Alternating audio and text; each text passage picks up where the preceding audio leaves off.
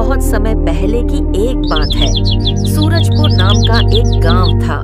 यहाँ के लोग बहुत मेहनती और सीधे साधे थे। उन्हीं में से एक था रामू। वह अपनी पत्नी और 2 बच्चों के साथ रहता था। इस बार गांव में पानी की कमी के कारण फसल अच्छी नहीं हुई। इस बार सारी फसल नष्ट हो गई, कुछ नहीं बचा। पता नहीं जमींदार का कर्ज कैसे चुकाऊंगा। अब तो सब कुछ भगवान भरोसे ही रह गया है। अगले दिन गांव का जमींदार रामू को कर्ज के पैसे मांगने आता है। रामू, ओ रामू। आइए आइए जमींदार साहब, आइए बैठिए। जमींदार उसे कर्ज के पैसे मांगता है। जमींदार जी, इस साल फसल कुछ अच्छी नहीं हुई। वो सब मैं नहीं जानता, मुझे मेरे पैसे चाहिए। मैं तुम्हें 2 दिन का समय देता हूँ। अगर पैसे नहीं मिले तो तुम्हारी जमीन मेरी है। 2 दिन बाद भी रामू पैसे इकट्ठे नहीं कर पाया। 2 दिन बाद जमींदार रामू के पास आया और उसकी जमीन छीन ली। देखा, कर्ज न चुका पानी का नतीजा।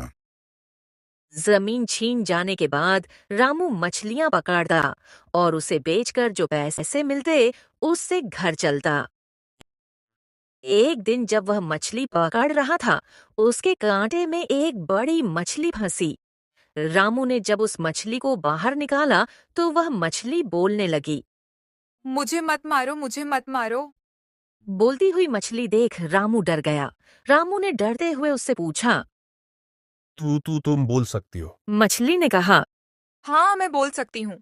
मैं एक अप्सरा हूँ। मुझे श्राप के कारण यह जीवन जीना पड़ रहा है। तुम मुझे छोड़ दो। मैं इसके बदले तुम्हें एक जादुई मटका दूंगी। इस मटके में तुम जो भी डालोगे उसका दुगना हो जाएगा। हाँ, लेकिन याद रखना, यह सिर्फ दिन में काम करता है और लालच करने पर इसकी शक्तियाँ समाप्त हो जाती हैं। रामू वह मटका लेकर घर चला जाता। घर जाकर जब उसकी पत्नी उससे पूछती है, लगता है आज मछलियां नहीं मिली। मटका आप कहाँ से ले आए? रामू अपनी पत्नी को सारी बात बताता है। ये कोई आम मटका नहीं, ये जादुई मटका है। इसमें कुछ भी डालने से उसका दुगना हो जाता है। फिर वे दोनों उसमें घर में बच्चे कुछ अनाज डालकर देखते हैं। वह मटका सचमुच काम करता है। उसमें डाली अनाज दुगनी हो जाती है। अरे, यह तो सचमुच काम कर रहा है। इससे तो हमारे घर की स्थिति सुधर जाएगी और हम अपनी खेत भी वापस ले सकते हैं।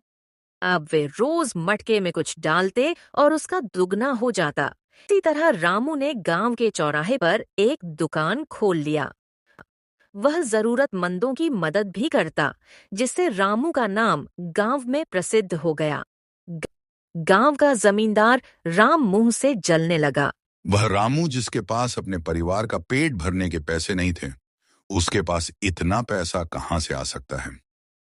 इतने में रामू वहां आकर,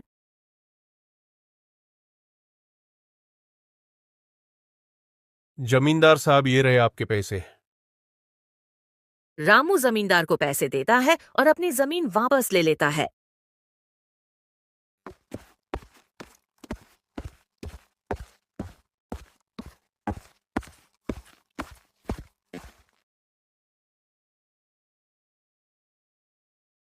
अब तो पता लगाना ही पड़ेगा, कुछ तो गड़बड़ है किशन, कुछ तो गड़बड़ है। अगले दिन जब रामू और उसकी पत्नी मटके में कुछ पैसे डालते हैं, तो उसे जमींदार चुपके से देख लेता है।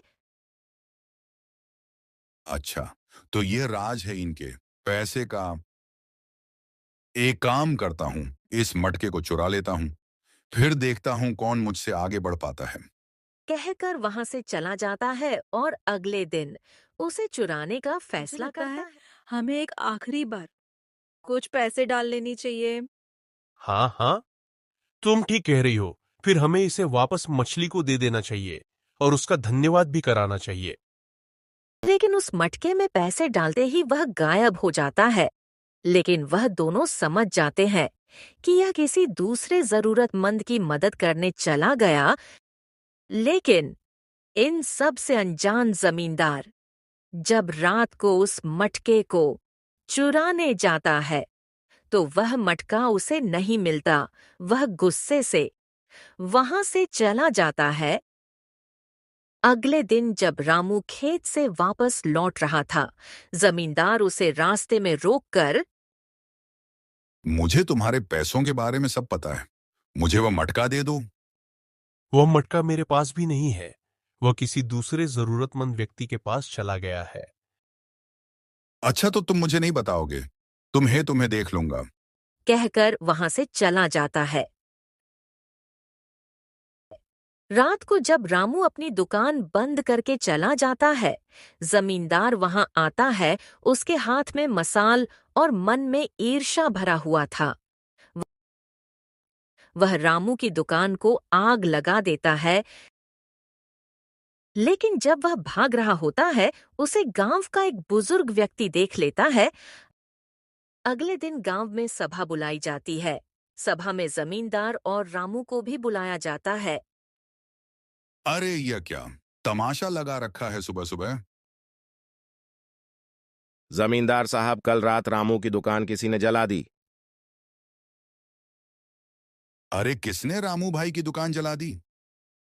इतने भोले मत बनो जमींदार साहब, मैंने तुम्हें रात को जलाकर भागते हुए देख लिया। हाँ हाँ, इसने कल मुझे धमकी भी दिया था। पकड़े जाने के कारण जमींदार को सच बोलना ही पड़ा। हाँ, मैंने ही रामू की दुकान जलाई, मुझे माफ कर दो। जमींदार, तूने लोगों की जमीन छीनी, उन्हें कर्ज के नाम पर तड़पाया और अब दुकान भी जला दी। तुझे तो गांव से निकाल देना चाहिए। हाँ, इसे गांव से निकाल दो। हाँ, निकाल दो निकाल दो।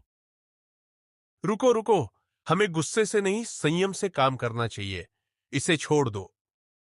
हाँ, लेकिन इसके बदले तुम्हें रामू की दुकान बनवानी होगी और लोगों की जमीन वापस लौटानी होगी और उनका कर्ज भी आधा करना होगा। बुराई चाहे कितनी भी बड़ी क्यों ना हो, अगर लोग एकजुट हो जाए तो अच्छाई के सामने झुकना ही पड़ता है।